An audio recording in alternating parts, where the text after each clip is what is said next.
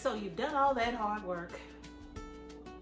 You did the planting of the seed, the fertilizing of the garden beds, and watered it, taken care of it. You had to harvest it. You had to wash it and clean it up. Then you had to bring it inside and preserve it. Is it really worth all of that? Is it really worth it?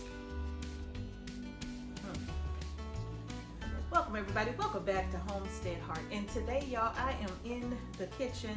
I just finished putting up the rest of the cilantro. You all saw the picture or the video of the cilantro that I harvested. I literally last fall planted about 40 feet or so of cilantro seeds. I mean, the row was empty and I was like, well, let's see if I can get some cilantro before the frost, right? And so I went down and I just sprinkled a lot of leisure cilantro seeds. That's what this particular variety is. It's called leisure. Actually, it's a mix of leisure cilantro and, let me see, did I do the other? I don't think I did. No, I did not go back and do it because it started raining. And I didn't go back in and get my other packet of seeds. So I didn't plant the other variety of cilantro.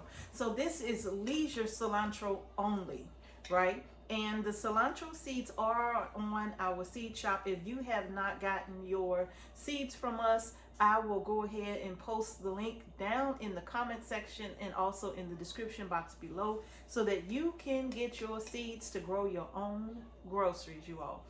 But I planted a whole row of this because the bed was empty and I wanted something growing there.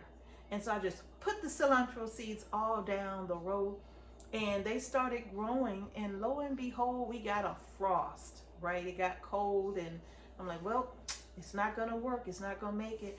But they did overwinter. I was so glad that they overwintered because we did have some temps down in the lower 20s and I just wasn't sure they was going to make it through that, but they did. And so we were able to get our first cilantro harvest of the spring. But the question remains, is it worth all of that hard work? And you know what, you all, for some people, it might be such a daunting task that so many choose to not grow it themselves and just buy it, and some people buy it in bulk. Many of you use our link to AZURE Standard where you go and you buy your food products in bulk, and you even save using our discount code. And if you haven't shopped with AZURE, y'all go ahead and click the link below or at the end of this video on your mobile device and go ahead and shop with AZURE Standard using our code that lets them know that we sent you. And it also saves you a little bit on your grocery order as well, especially if you are new to AZURE Standard. You can buy your spices from AZURE, okay? So if it's a bit of a daunting task for you, and you're not sure that you have the time to do it, well, most people just choose to buy it. But if you have the time to invest in growing your own with all of that hard work, yes, you all, yes, it is so worth the effort. It is so worth growing it yourself. Now, yep, from that big old bucket of cilantro, this is what I got. This is what I got, right? But that's okay. Now, how did I preserve this? I literally just did it in batches in my freeze dryer. And once I put it in my freeze dryer, I literally used the plunger to just kind of plunge it down into this jar here. And some of it is more powdered than others. And I still have a few leaves in here, but a lot of it has been powdered because I wanted to get as much as I could into this jar. And lo and behold, this is what I'm left with right here. So all of that cilantro, this is what I got. And I'm okay with that, right? Because the purpose of doing this is so that you can have the food items that you need until the next time around when it comes to growing cilantro. I won't be planting this again probably until the fall again. So that means that this has to last me a full year. And many of you may not know this, but cilantro is one of our favorite herbs around here. I put it on everything, potatoes and salads and even some fish with some lemon juice. Oh, that's good, right? So even if I'm making a dill sauce, sometimes I'll put a little bit of cilantro in my dill sauce depending on what I'm putting it on. Because to me, cilantro just makes it all taste better, right? But is it worth it to do this yourself with all that hard work? Absolutely, it's worth it, you all. You know that you haven't sprayed any harsh chemicals on what you plant. You know that you chose the best seeds that your money could afford to plant this, right? You know how it was harvested. You maintained it. You properly washed it before you put it away. So you know that what you're eating, there are no additives, there are no preservatives. It is what it is. So whatever's in the jar is what's in the jar, right? No other chemicals, okay? Nothing to make this look more greener than it is, right? This is its natural color, no color added, okay? So yes, is it worth all the hard work? This is apples right here. I'm going to be releasing a video soon about our apples. Listen, yes, it's worth it. All of the washing, all of the peeling and the coring and the processing and cleaning the jars. And yes, it's absolutely worth it to me. Okay?